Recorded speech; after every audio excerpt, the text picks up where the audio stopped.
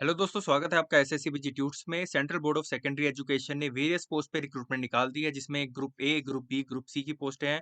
इस वीडियो के एंड तक बने रहना, फुल डिटेल वीडियो मिलने वाली है। अगर इस चैनल पे नए हो तो प्लीज इस चैनल को सब्सक्राइब कर देना, लाइक कर देना इस वीडियो को एंड शेयर कर देना सभी गवर्नमेंट एस्पिरेंट्स के साथ। जैसे कि मैंने बताया, central board of secondary education का जो बोर्ड है, उसने रिक्रूटमेंट निकाली group A, group B, group C services की, जिसमें आपकी वेरियस ग्रुप ए भी है, group B and group C services, जिसमें असिस्टेंट सेक्रेटरी अकाउंट ऑफिसर जो ग्रुप ए में आते हैं, junior engineer and junior translation officer जो ग्रुप बी में आते हैं, अकाउंटेंट एंड जूनियर अकाउंटेंट जो ग्रुप सी की पोस्ट है।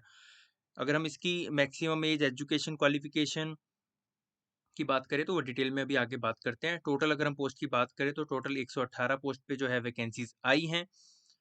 नंबर वाइज आप वैकेंसीज देख सकते हैं। 18 for assistant secretary administration, academics की 16, 8 फॉर स्किल एजुकेशन, ट्रेनिंग की 22 एंड अकाउंट ऑफिसर की टोटल 3 है। जूनियर इंजीनियरिंग की टोटल 17 है, 7 है जूनियर ट्रांसलेशन ऑफिसर की, अकाउंटेंट की 7 है एंड जूनियर अकाउंटेंट की है 20 पोस्ट। ठीक है।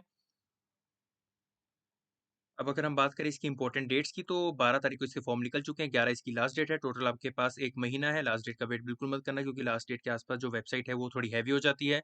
अगर हम बात करें हम इसकी एजुकेशन क्वालिफिकेशन की, और क्या-क्या इसमें मैक्सिमम एज रहने वाली है। पहले मैं आपको मिनिमम एज की बात बता दूँ, तो मिनिमम एज इसमें 18 रहने वाली है हर पोस्ट के लिए। असिस्टेंट सेक्रेटरी एडमिनिस्ट्रेशन की बात करें तो इसमें बैचलर डिग्री मांगी है, maximum age 35। Assistant secretary academics academics की बात करें तो रेलिवेंट सब्जेक्ट, जैसे कि मैंने बताया ना ऊपर, हिंदी, इंग्लिश, हिस्ट्री वगैरह ऐसे डिफरेंट सब्जेक्ट में एक-एक पोस्ट आई है।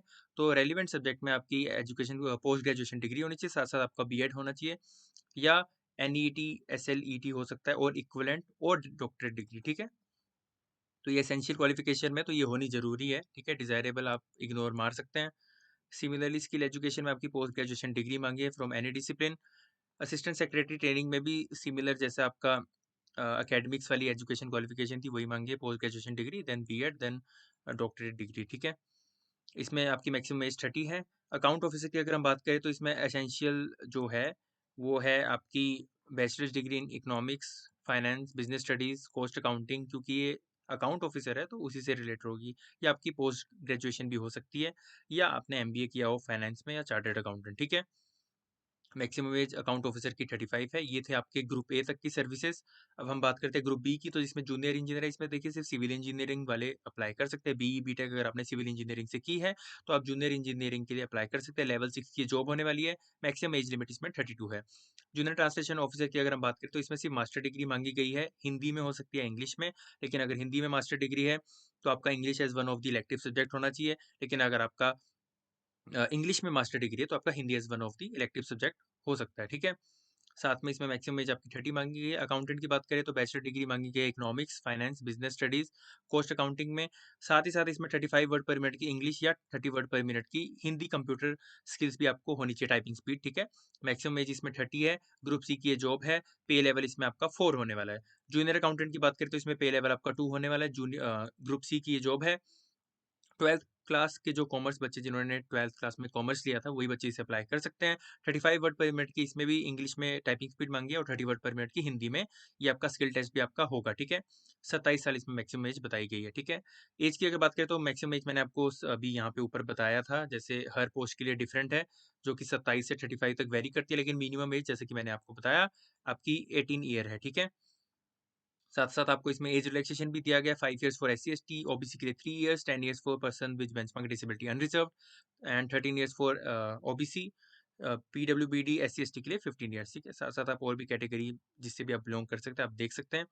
एग्जामिनेशन फीस की अगर हम बात करें तो अनरिजर्व्ड, ओबीसी और ईडब्ल्यूएस की ही जो है एग्जामिनेशन फीस लगेगी। SC ST person with benchmark disability, ex serviceman और जितनी भी वीमेन कैंडिडेट्स हैं, उनके लिए कोई भी फीस नहीं है। अनरिजर्व्ड ओबीसी और ईडब्ल्यूएस की भी आपकी ग्रुप ए की 1500। अगर आप फॉर एग्जांपल एक से ज़्यादा पोस्ट में एलिजिबल हैं, तो और आप दोनों पोस्ट में अप्लाई करना सकते हैं फॉर ए, बी और सी, तो ग्रुप ए पोस्ट के लिए आपको 1500 पे करना पड़ेगा, and 800 for group B and C for each post. ठीक है? यहाँ पे साफ साफ लिखा है, क्योंकि एक से ज़्यादा पोस्ट के लिए भी आप एलिजिबल हो सकते हैं, आप अप्लाई भी कर सकते हैं, बट आपको हर पोस्ट के लिए 1500 for group A and group B and group C के लिए 800 पे करना पड़ेगा। बात करें द स्कीम ऑफ एग्जामिनेशन की, तो देखिए असिस्टेंट सेक्रेटरी जो एडमिनिस्ट्रेशन कार्डर है, उसका आपका टियर 1 एग्जामिनेशन होगा जो कि क्वालिफाइंग इन नेचर होगा, जिसमें आपके वही जैसे रीजनिंग हो गया, न्यूमेरिकल एबिलिटी हो गया, comprehension, Hindi, English, computer knowledge, इन सब पे 300 क्वेश्चन, सॉरी 300 मार्क्स का पेपर आएगा, 150 क्वेश्चन होंगे, 2.5 घंटे का आपका एग्जाम होगा, क्वालिफाइंग इन नेचर है।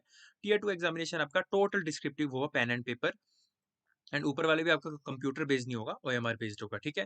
जिसमें आपकी करंट अफेयर आ गया, इकोनॉमिक्स आ गया, हिस्ट्री आ गया, ठीक है। पार्ट 2 में आपका आ जाएगा administrative behaviour, principle of organisation, ठीक है। देन पॉलिटी गवर्नेंस, ये आपका पार्ट 3 में आ जाएगा। Then essay writing, Hindi, English. तो टोटल आपका 320 मार्क्स का जो है टियर 2 बनेगा, जिसके आपके मार्क्स जुड़ेंगे, 3 घंटे का एग्जाम आएगा, फिर 80 मार्क्स का आपको इंटरव्यू के लिए बुलाया जाएगा। टोटल 400 मार्क्स में से जो है आपकी मेरिट लिस्ट निकलेगी, ठीक है। Assistant secretary academics, training and skill education की भी अगर हम बात करें, तो इसका टियर 1 क्वालिफाइंग इन नेचर होने वाला है, जिसमें आपका current affair, general awareness, skill of academic and office work, ठीक है। General aptitude in areas associated to school education. 300 marks का एग्जाम होगा, 150 क्वेश्चन आएंगे, 2.5 घंटे का, एंड क्वालिफाइंग इन नेचर होगा। रिटन एग्जामिनेशन आपका स्पेसिफिक सब्जेक्ट से आएगा, क्योंकि आपको पता है स्किल एजुकेशन हो गया, एकेडमिक्स हो गया, इसमें स्पेसिफिक सब्जेक्ट के लिए आप अप्लाई कर सकते हैं। ग्रेजुएशन भी आपकी उसी में ही मांगी गई है, तो आपको सीबीएसई में स्पेसिफिक सब्जेक्ट के हिसाब से सिलेबस भी मिल जाएगा। 320 का भी ये एग्जाम होना है, 3 घंटे का एग्जाम होना है, और इसमें भी आपका इंटरव्यू मिला के टोटल 400 मार्क्स में से जो है आपकी मेरिट लिस्ट निकलेगी, ठीक है।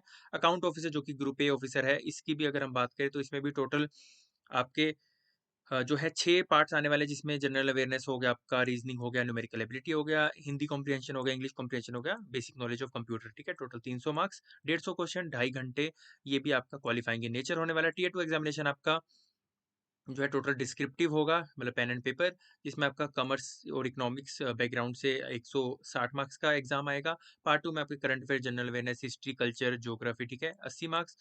Polity, governance, ethics and integrity 40, and अगर हम ऐसे राइटिंग, हिंदी और इंग्लिश की बात करें तो 40, ये भी 320 मार्क्स का होगा। देन आपका 80 मार्क्स का इंटरव्यू, ये भी टोटल 400 में से आपकी मेरिट लिस्ट बनेगी।